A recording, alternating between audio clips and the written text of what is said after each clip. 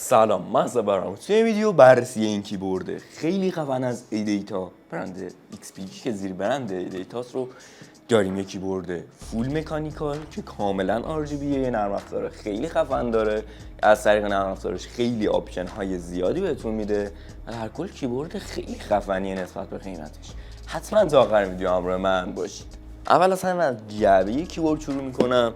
یه جعبه خیلی عادی با کیفیت نسبتا خوب. یه جعبه عکس خود کیبورد رو می‌بینیم، گارانتی آون، گارانتی 2 ساله آون که خیالتون رو راحت میکنه از گارانتیش و مشخصاتی که روی جعبه بهش اشاره شده. RGB لایتنینگ داره که با نرم افزار کاملا کاستوم میشه. استراحتگاه دستش بهش اشاره شده که کیبورد یه استراحتگاه نرمه، میتونم بگم ابری داره که میاد زیر کیبورد و خیلی کار کردن با این کیبورد رو براتون راحت میکنه. مدیا کنترل داره که این اسرولیه که سمت راست کیبورد و برای کم و زیاد کردن ولوم صداست و کنارش هم یه دکمه برای قطع کردن یا میوت کردن صدا. اشاره شده به USB که این پشت دستگاه داره.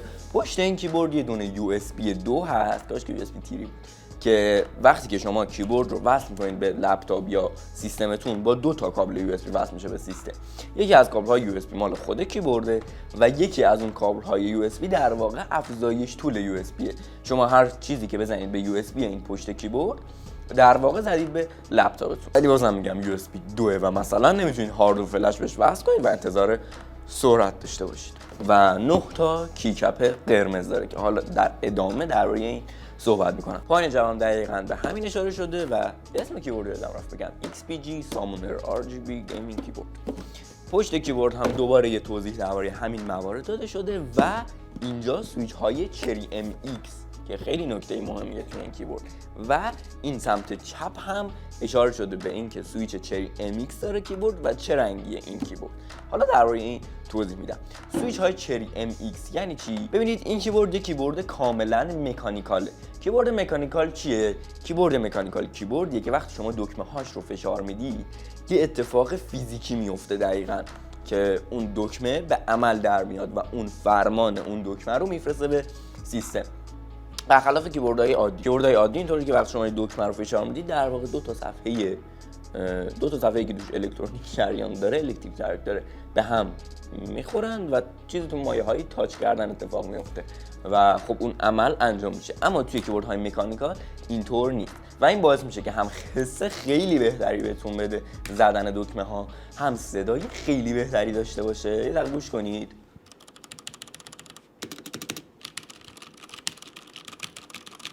خیلی صدای خوبی داره و علاوه بر اون خیلی نرم‌تر باشه، با فشار خیلی کمتری بره پایین و علاوه بر اون خیلی سریع‌تر باشه و خیلی خلاصه مزیت داره نسبت به کیبوردهای عادی. حالا این کیبوردهای مکانیکال تو کل دنیا چند تا شرکت خاص هستن که این سویچ ها رو میسازن. سویچ کیبورد مکانیکال چیه؟ دقیقاً همون چیزیه که زیر هر کلید قرار گرفته. و در کل توی دنیا چند تا شرکت فقط اون کلیدها رو میسازن که یکی از اون شرکت ها شرکت MX و یه شرکت دیگه هم هست که اسمشو دقیقاً یادم نیست. و علاوه بر اون ریزر هم، شرکت ریزر هم سویچ کیبورد تولید میکنه و روی کیبوردهای خودش میذاره. به جز شرکت ریزر تمامی شرکت‌های تولید کیبورد مکانیکال توی کل دنیا از سویچ‌های همین 2 تا شرکتی که گفتم استفاده میکنن، یعنی سویچ‌های شرکت MX و همون یه دونه شرکت دیگه که یادم نیست اسمش اینجا میاد.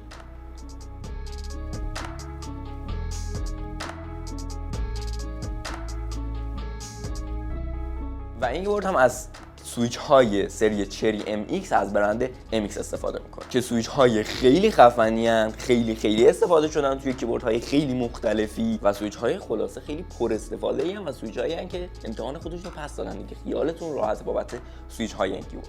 حالا سویچ های مکانیکال کیبورد های مکانیکال توی چند تا رنگ مختلف عرضه میشن. مثلا سویچ های این کیبورد سویچ های خاکستریه. این مورد یعنی چی؟ این رنگ سویچ ها نشون دهنده نوع اون سویچه. مثلا اگر بخواید این کیبورد رو بخرید با کلیدها با سری سویچ های چری MX توی 3 تا نسخه عرضه شده. این کیبورد با نسخه چری MX گری یا خاکستری، سویچ های رد یا قرمز و سویچ های بلو یا آبی. این کیبورد که دست منه با سویچ های توسی رنگ عرضه شده. حالا تفاوت اینها چیه؟ توی هر برندی هر رنگ یه معنایی داره، اما توی این کیبورد این سه تا رنگ به چه معناست؟ قبل از اینکه اینو توضیح بدم من یه مفهوم دیگه هم بگم. توی کیبوردهای مکانیکی، وقتی که شما اون دکمه رو فشار میدی، اگر که عادی بره پایین، یعنی در کل طول مسیر اون حرکت کلید که کلید میره پایین و بالا یه حس رو به شما منتقل کنه، یعنی عادی بره پایین و بیاد بالا، به اینها میگن کلیدهای لاینر فکر میکنم. و اما اگر که توی اون مسیر حرکت کلید یه جا یه حالت تکون شدیدی بخوره و اونجا اون کلیک عمل کنه، بهش میگن سویچ های کلیکی. شاید نتونسته باشم مفهومش رو بهتون برسونم. سویچ های کلیکی بیشتر شبیه کلیک موز هست، حسی که با زدن کلیدهاش بهتون میده. و خب اینم تفاوت سویچ های لاینری و کلیکی. حالا این کیبورد توی 3 تا نسخه گری، رد و بلو عرضه میشه. نسخه گری که سری چری MX مدل اسپید هست، خود شرکت MX بهش میگه مدل اسپید. کلید لاینریه، یعنی وقتی فشار میدید از اول مسیر حرکت تا آخر مسیر حرکت که کلید پایین و بالا میره کاملا یه دونه حس رو منتقل میکنه. و ویژگی که داره اینه که تو اون مسیر حرکت مثلا فکر کنید کلید اینجا باشه و میخواد تا اینجا بره پایین، هر کلیدی تا اینجا میره پایین. توی سری های MX اسپید یا همون گری، وقتی که تا وسط مسیر بیاد اون عملکرد رو کرده. یعنی مثلا وقتی شما کلید L رو بزنی، وقتی که کلید تا وسط مسیر بیاد L تایپ میشه توی کامپیوتر یا لپتاپی که بهش وصل کرد. و برای همینم هست که اسمش اسپیده، یعنی سریع ترین کلید هاست. و علاوه بر این کاملا سایلنت ترین سویچ ها، یعنی خود سویچ هیچ صدایی نداره. مورد بعدی سویچ های قرمز هستن توی این کیبورد که دقیقاً اونام لاینری ان، یعنی تو کل مسیر حرکت یه حس رو به شما میدن و بازم سایلنت هستن دقیقاً مثل همین سویچ های گری. اما تفاوتی که با سویچ های گری دارن اینه که وقتی که اون کلید به آخر مسیر رسید، اون فرمان اجرا میشه و به سیستم فرستاده میشه. یعنی مثلا کلید که اینجا باشه حتما باید تا آخر بره پایین تا بعد مثلا حرف L تایپ بشه. و اما کلیدهای بلو که سری کلیکی هستن و تفاوتشون اینه وقتی که میرن پایین مثلا وسطای مسیر یه جا یهو اینطوری میشن و شاید حسشو متوجه نشید، حالا توی راش هایی که اینجا هست میتونید ببینید. و اونا مسلما سر و صدای خیلی بیشتری دارن و حس خیلی بهتری هم به من حداقل میدن. اما خب حواستون باشه مثلا اگر یه جایی کار میکنید که چند نفر هستید، مسلما خیلی اذیت میکنه صدای کیبورد شما و اطرافیانتون رو. یا اگر مثلا استریمر هستید یا میخواید ویدیو بگیرید، مسلما صدای کیبورد خیلی مزاحمتونه. یه کیبورد با سویچ های بلو من دارم، یه دقیقه برم بیارمش. صدای سویچ آبی همچین صداییه.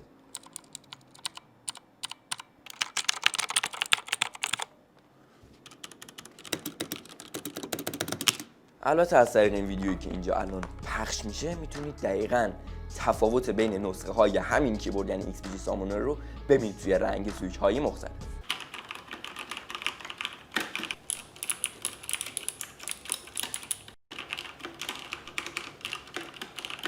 پس اینم از سویچ های مکانیکال این کیبورد. یکم برم سراغ طراحی کیبورد. اولین چیزی که به نظرتون میرسه و یکم فرق داره با بقیه کیبورد های مکانیکال اینه که صفحه روی کیبورد یه صفحه فلزی آلومینیومیه، توسی رنگه و مشکی نیست که خب این میتونه جذاب باشه و یه تفاوتی داره که یه کمی کیبورد رو خاص میکنه. اما زیر کیبورد کاملا پلاستیکیه که این اگر خیلی حساس باشید ممکنه براتون ضعف به حساب بیاد. مثلا کیبوردهای پرچم داره، ریزر و کولر مستر و لاجیتک اگر شما برید بگیرید، کیبورد کاملا بدنه فلزی داره که خب این کیبورد اینطوری نیست. البته اینم بگم این کیبورد قیمتش حدوداً 3 تومنه که نسبت به اون کیبورد را قیمت مناسب تری داره. و استراحتگاه دستی هم که کیبورد داره به حالت مغناطیسی خیلی راحت وصل میشه به کیبورد. حالت مغناطیسیش خیلی قوی نیست ولی در حدی هست که کامل استراحتگاه رو نگه داره سر جاش. و سیمی که این کیبورد داره یه سیم کنفی خیلی خفن و جوندار و کت و کلفته که خیالتون راحت میکنه که نمیتونید به این زودیا پارش کنید. از همه این حرفو که بگذریم سخن RGB خوشتر است. این کیبوردیه که فول RGBه، یعنی شما تک تک کلیدها رو از طریق نرم افزار میتونید مشخص بکنید که آقا این کلید مثلا آبی باشه، این کلید مثلا کلید L مثلا آبی باشه، کلید K مثلا یه رنگ دیگه باشه و تک تک کلیدها رو میتونید به طور کاستوم مشخص کنید. علاوه بر اون مودهای مختلفی هم داره این کیبورد که میتونید ببینید از طریق این تصویرهایی که داره براتون پخش میشه. مود رینبو داره که رنگ ها به صورت رنگین کمانی میان و میرن. مود فید داره که رنگ ها هر کدوم ظاهر میشن و بعد یه رنگ دیگه ظاهر میشه. و دوباره از طریق نرم افزار این کیبورد که اسمش XPG پرایم هست فکر میکنم، میتونید سرعت تمامی این افکت ها رو هم کم و زیاد کنید و کلی افکت دیگه. بحث نرم افزار شد دیگه. از طریق نرم افزار این کیبورد چی کارو میتونید بکنید؟ مورد اول میتونید کار هر کدوم از کلیدها رو عوض بکنید.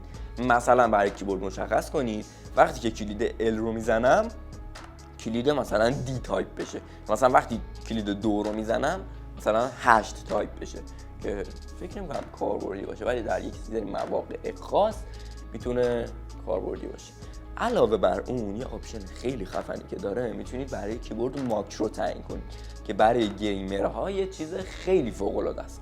مثلا شما فرض کنید کلید F2 رو بزنید مثلا تو بازی فورتنایت، من گیمر نیستم نمیدونم بازی فورتنایت تفنگ داره یا نه، مثلا توی بازی مثلا تفنگتون عوض بشه، بعد خشابش مثلا پر بشه، بعد مثلا یه شلیک هم بکنید، مثلا کار 5-6 تا کلید رو با یه دونه کلید انجام بدید که این قابلیت ماکروه و توی اکثر گیم ها هم وسط ضبطیه و آداپتور پروژکتور نور اصلی کیل لایت سوخت و در نتیجه نورپردازی کم عوض شد.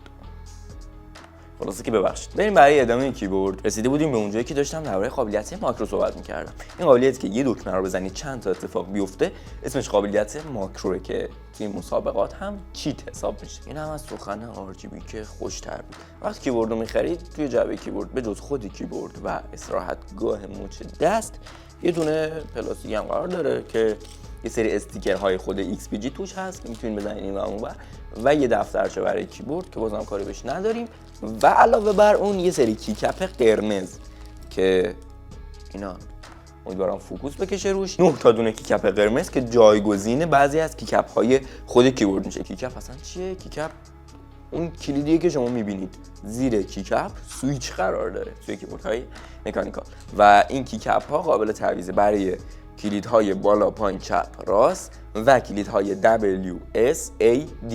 این کیکپ ها قابل تعویضه و علاوه بر اون یه دونه کیکپ با لوگوی خود XPG وجود داره که میتونید بذارید جای دکمه FN یا جای دکمه خود ویندوز. این بود از بررسی این کیبورد خیلی خفن XPG. توی چنل تا چند روز آینده کلی ویدیوی خفن‌تر در راهه، مثلا بررسی این کیبورد خیلی خفن‌تره ردراگون، یا مثلا بررسی یک کیبورد دیگه از برند کولر مستر که اونم حالت نیمه مکانیکال داره، بررسی این گوگولیا و کلی ویدیوی آنباکس و بررسی و اخبار تکنولوژی دیگه. پس حتما همین الان از زیر این ویدیو چنل رو سابسکرایب بکنید و دکمه لایک ویدیو رو هم بکوبید. مرسی، خداحافظ.